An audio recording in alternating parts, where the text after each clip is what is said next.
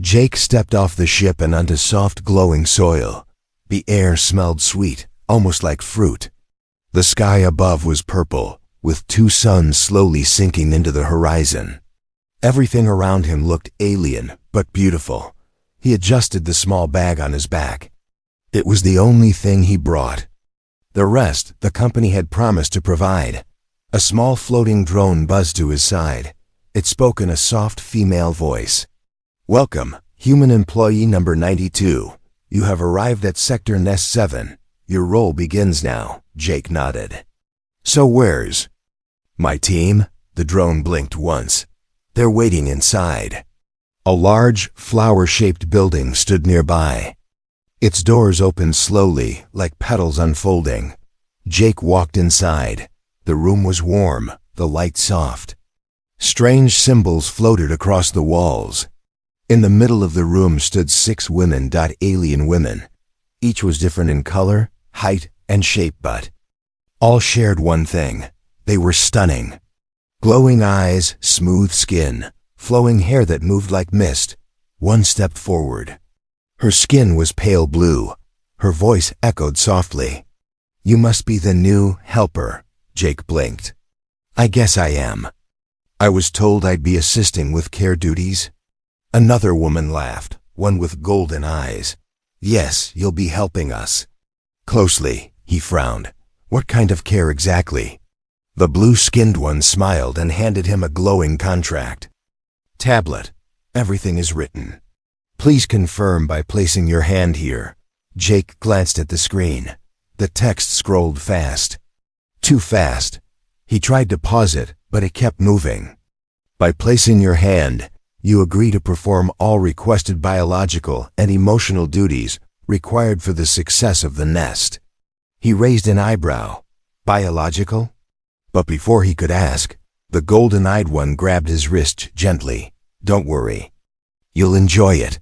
He hesitated, but placed his hand on the screen. The tablet beeped. "Contract confirmed."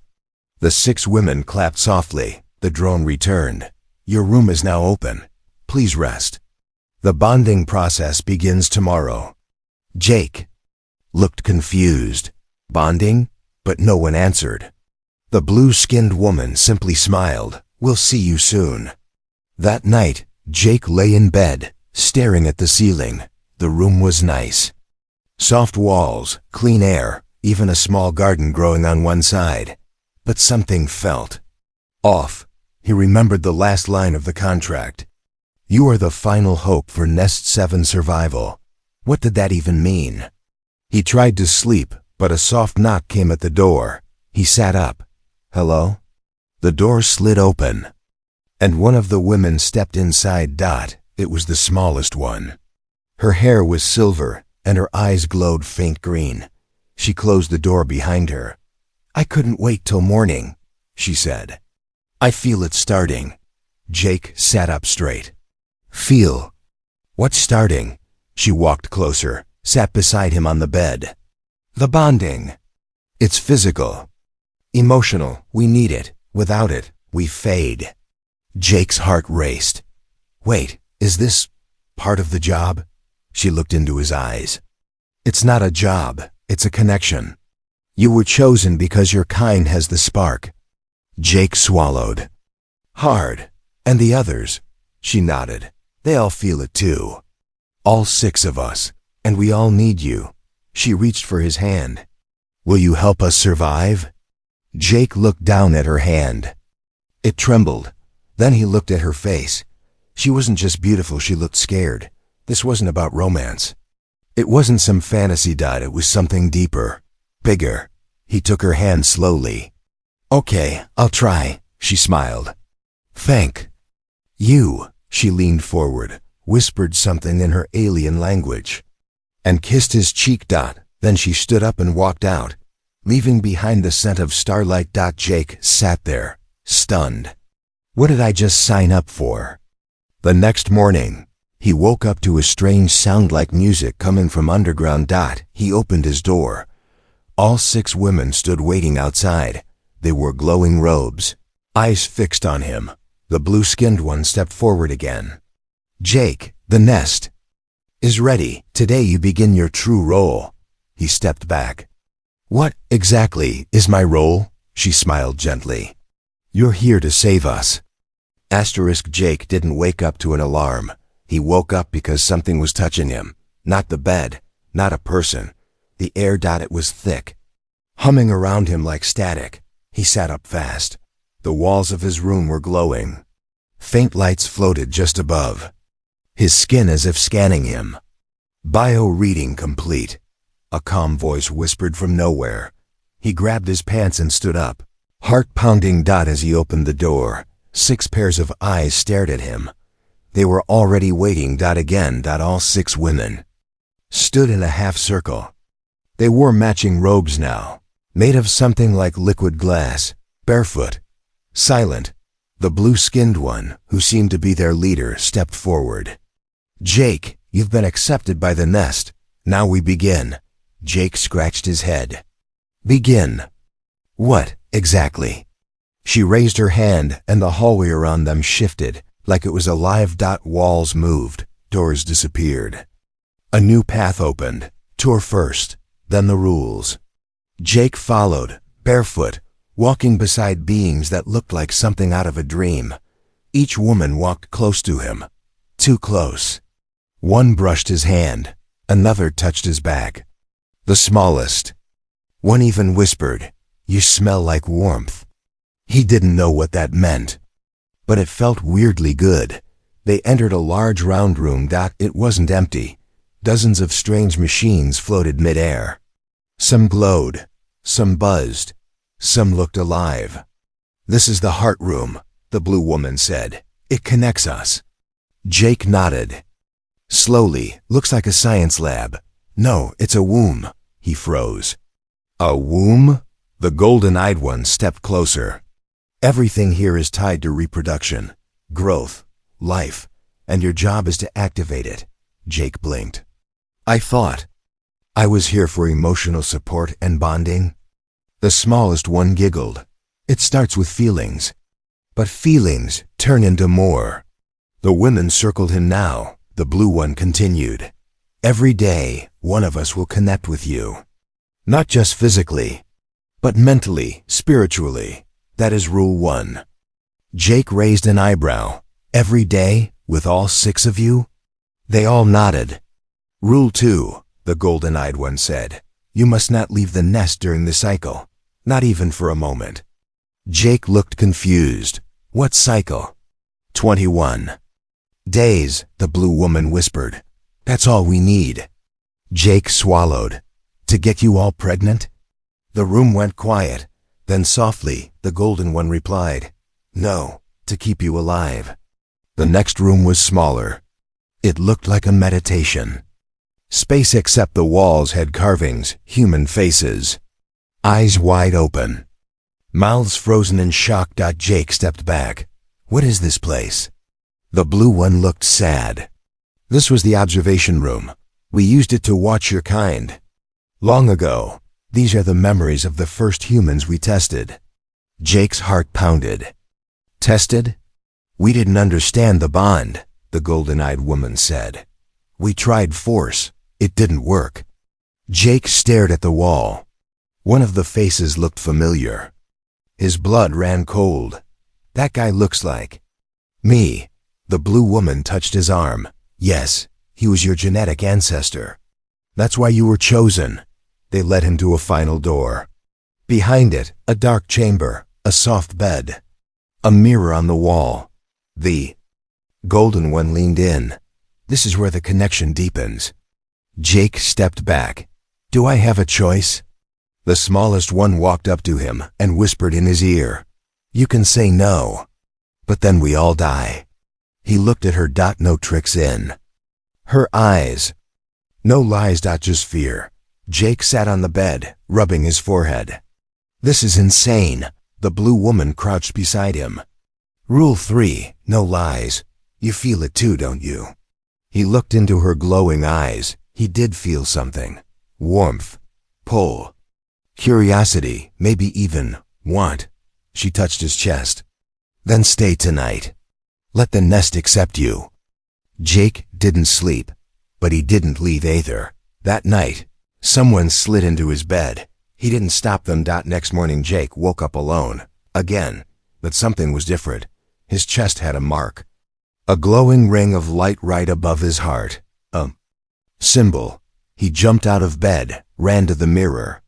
The words appeared slowly in alien script. Then translated. Welcome, Father Seed. Phase 1 complete. Jake didn't move for a full minute. He just stared at the mirror. The mark on his chest was still there, faint, pulsing slowly like a heartbeat made of light. He touched it. It was warm, not painted, not burned. Alive. Welcome, Father Seed. Phase 1 complete. He whispered the words out loud. What the hell is Phase 2? He walked out of the room slowly, heartbeat racing. The hallway lights were dimmer than usual, and everything felt quiet, too quiet. But as he turned the corner, he stopped. One of the alien women stood in front of a panel. She didn't see him. Her robe was open at the back. The skin along her spine shimmered like liquid gold. Beneath it, something moved. Jake squinted. Was that light? Not reflected light, internal. She was glowing from the inside. Then she turned and spotted him. Her face froze, but she didn't speak. She only smiled gently. It's starting, she said. Then she walked away. Jake didn't move. What the hell is starting? He followed her path to where the wall had opened up. A maintenance panel. He pulled it further open and saw a small dark screen flickering. A camera, old model. Still working. He pressed play. A recording began. It showed another man. Human, taller than Jake. Stronger. Sitting on a table. Strapped down, sweating. Crying. The screen shook. Behind him 6 glowing women, just like now. The man screamed, "You!" Said it was love, and the video cut to black. End of file. Jake stepped back, sick to his stomach. That evening, the blue-skinned woman entered his room without knocking. He didn't stand. He just looked at her. Who was the man in the recording? She paused, then sat beside him. He wasn't chosen the right way. His bond failed. The nest rejected him. Jake's voice shook. He was tied down. He resisted. Resistance breaks the link, and when the link breaks, the nest gets hungry. Jake stood up. What does that mean? She stood too. Close now. You didn't resist. That's why you're marked. That's why we glow. She placed his hand on her stomach. It felt warm. Too warm. She lifted her robe. Under her skin, soft golden light pulsed like veins of fire. Jake stepped back. That's not normal, she smiled. No, it's life. Yours and mine, blending. That night, he saw them all again, all 6, standing in a circle around a glowing orb in the center of the room. They chanted in a soft language he couldn't understand, but the orb pulsed in sync with his chest mark. One by one, the women touched the orb. Then him. Each time, he felt a wave of warmth and dizziness. The final one, the smallest alien, leaned in and whispered, "We glow. Because you're inside us now." Jake fell to the floor. He didn't faint, but everything went black. Next morning, he woke up in the garden, covered in soft alien petals. A soft robotic voice echoed above. Biological link confirmed. Subjects 1 through 6 entering gestation phase. He sat up fast. The 6 women stood nearby, watching. Each of them now had a small glow in their lower abdomen, a pulse, a life. He got them pregnant already? Jake's chest tightened. He looked around for the drone, but it was gone. He looked at the women, but they weren't smiling now. They were watching him, studying him. Possessive. He stumbled back into his room and opened the wall panel again. Behind it, he found something new, a journal. Human handwriting. He flipped to the last page. They don't just want your body. They want your mind, your loyalty, your soul. The moment you pick a favorite, the others change, and the nest never shares its toys. Jake hadn't slept, not because of fear, because something was moving under the floor. He lay still, staring at the ceiling, listening. Small thuds. Low hums. Then silence. He got up, barefoot, and pressed his hand to the warm floor. It was vibrating. Alive. He followed the sound. It led to a curved wall with no door. But as he stepped closer, the wall shimmered, then melted away like water. Behind it was a hidden room. Dark. Cold. Silent. He stepped in and froze. 6 vertical tanks stood in a circle, filled with thick blue fluid, and in each tank floated something small. Embryos. Inhuman. But not fully alien either. One had human fingers. Another had human ears. The third had blue eyes, his exact shade. The smallest one opened its eyes. They glowed just like the mother's. Jake staggered back, breath caught in his throat. What the hell? What are these? A soft voice answered behind him. They are the future, and they are yours. Jake spun around. It was the golden-eyed woman. She stepped into the room slowly, no emotion on her face. Your seed worked better than expected. We've never had this kind of success. Jake backed away from her. You lied to me. No, she said calmly. We gave you everything: shelter, comfort, connection. You never said this would happen. You never asked. Jake stormed out of the room. He wanted answers. He found the others in the garden standing around the central orb again. Glowing brighter now, he shouted, What are you? The blue-skinned woman turned to him slowly. We are the caretakers of what comes next. You're using me. No, she said. We chose you. Jake looked around, chest pounding. Am I the only one? The only human you've done this to? The smallest one spoke softly. There were others, but none strong enough to complete the cycle. They broke, the golden one added. You didn't. Jake clenched his fists. What happens when the babies are born? The women looked at each other. Silence. Then the leader said, That depends on you. Later, Jake returned to his room. He opened the journal again. This time, he ripped out the back cover and found a hidden note tucked inside. Phase 3 is a trap. If they all carry your children, the nest will bond to you permanently. You'll never leave. He sat down. His hands shook. They weren't just using his DNA. They were using him to tie themselves, to bind him. Forever. Suddenly, the drone returned, but it was different. Its voice was deeper, cold. New directive. Human subject has achieved full compatibility. Extraction order denied. Cycle must complete. Jake stared at it. You mean I can't leave? Correct. You are property of Nest 7. You are now biological core. Jake picked up a chair and smashed the drone to pieces. Sparks flew, screams echoed outside. The women felt it. They were connected to him. That night, they came to him one by one, not angry, not begging. Desperate, clinging. Each one tried to convince him. You belong with us. You feel it too, don't you? Don't break the link. It'll kill the children. Jake turned to the blue woman.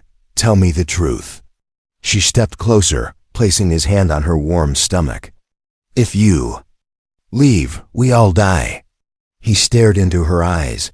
Then he asked the question no one had answered. Who hired me? She paused, looked away. And whispered, Not us. The transmission room was colder than the rest of the nest. Jake's breath fogged in front of him as he stared at the screen. A message kept repeating in a mechanical loop. Employee number 92 breeding phase complete.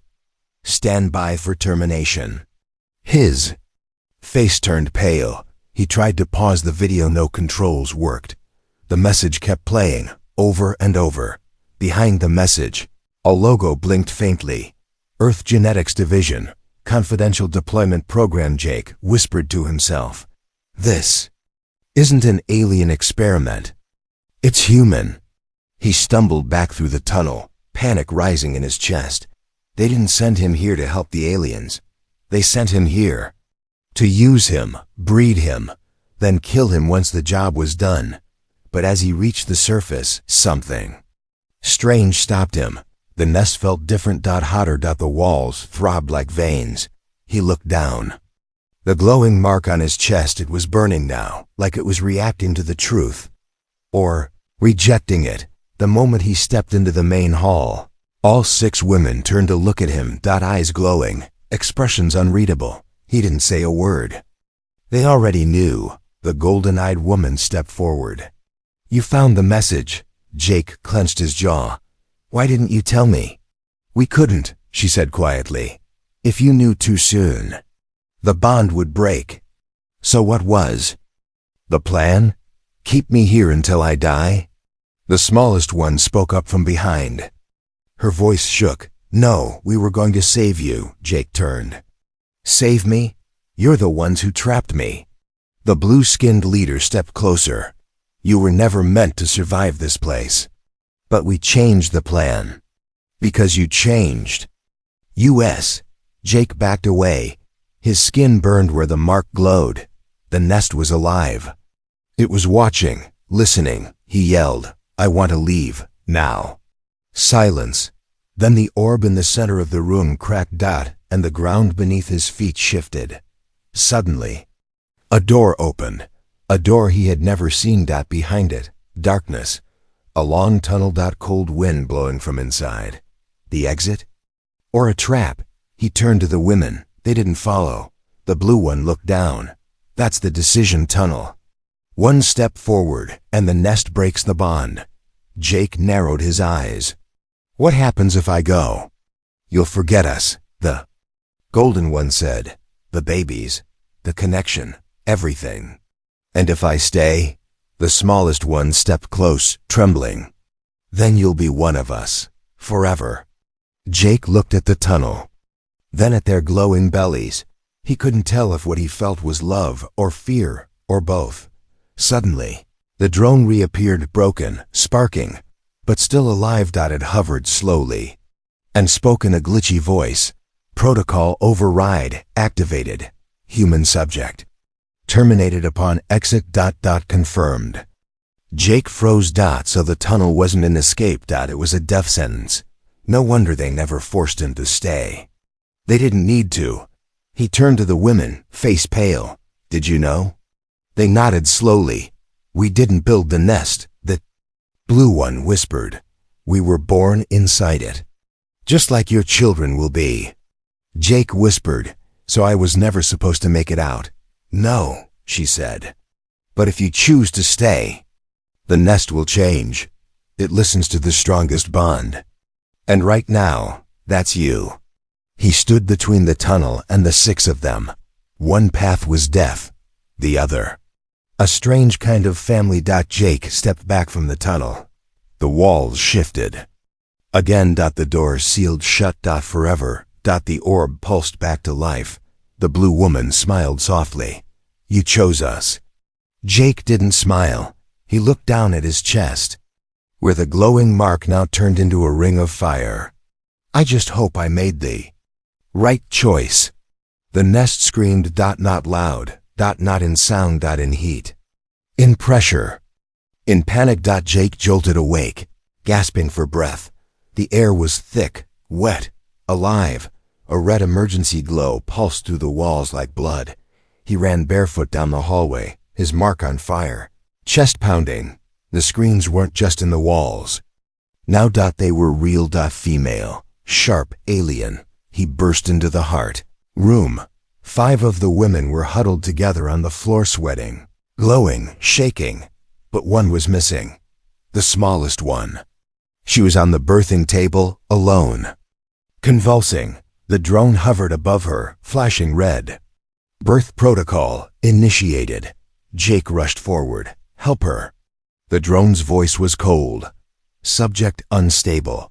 Hybrid life form incompatible. Extraction not recommended." Jake shoved the drone aside. "Screw your protocol." He grabbed her hand. It was ice cold. Her body glowed so bright, he couldn't see her face. "Jake," she whispered. "It's not normal." the blue-skinned leader appeared beside them. She looked calm, but afraid, this one. "Developed too fast," she said. "The bond was too deep." Jake held her tighter. "Then help me." The blue woman shook her head. "We can't. This has never happened before." The small alien arched her back and screamed. The nest itself groaned and then silence. The glow around her belly exploded in light, then faded, and in her arms a child, small, breathing, but not crying. It opened its eyes slowly. Jake leaned in and froze. Its pupils shifted shapes, round to square, to something reptilian. It blinked and the glow passed from its skin to Jake's hand. His mark pulsed once and turned black. He stumbled back. "What is that?" The blue-skinned woman picked up the child gently. "It's not just yours," she said. "It's not just ours either. It's something new." The other 5 women now clutched their bellies, crying out, "It's time." They're all coming. Jake stepped back, his breath caught in his throat. 6 births, 6 hybrids. All at once, the room shifted. Beds formed from the floor. Lights dimmed to amber. The air changed to match the mother's needs. The nest was fully awake now, and so were its children. Then the backup team arrived. A new alarm rang, one Jake had never heard before. Unauthorized entrance detected. The wall behind him slid open. 3 figures in black armor stepped in, human, military, Earthside logo on their suits, guns raised, target located. Subject number 92. Secure and extract all viable samples. Jake raised his hands. "Wait, they're giving birth. These are living children." The lead soldier didn't flinch. "HQ wants DNA, not diapers." He turned to his team. "Harvest, then burn the nest." The blue woman stepped between them. "You can't touch them." The soldier raised his weapon. "Step aside, alien." She didn't single quotes T. Jake made his choice. He grabbed the metal rod from a nearby machine and swung fast and hard. 1 soldier went down, the others turned. But so did the nest. Tendrils shot from the floor, wrapping around the intruders. Unauthorized presence neutralized. Screams, gunfire, silenced out. The nest devoured them. The room calmed. All 6 women now lay silent, holding their newborns. Each child was different. One had wings. Another had glowing veins. One had no mouth but stared deep into Jake's soul. He looked around the room and knew there was no going back. "They're not just children," he whispered. "They're a new species, and I'm their father." Jake sat alone in the garden. The flowers were dying. The walls had stopped glowing. The nest was silent. For the first time since he arrived, there was no hum in the air, no breathing walls, no floating lights. Just him and the weight of everything he had become. He looked at his hands. They still glowed faintly, but the mark on his chest was gone, burned out. "You gave us life," a voice said softly behind him. He turned.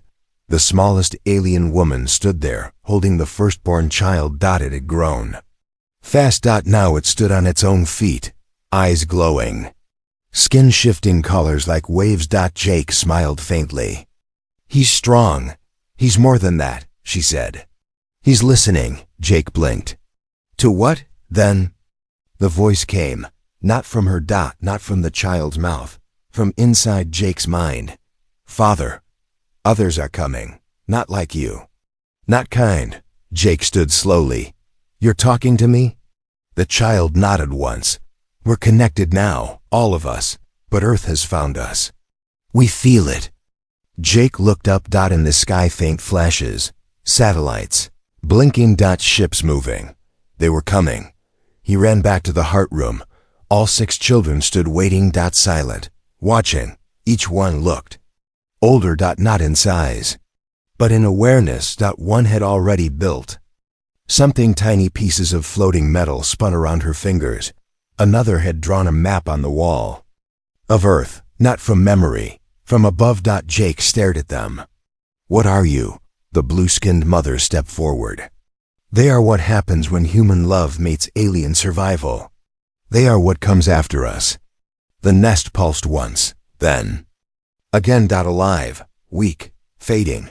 It had done its job, but now it couldn't protect them. Jake clenched his fists. Then I will. He activated the terminal. The same Earth logo flickered on. Incoming transmission. A voice crackled through. Subject number 92. This is Commander Rennick.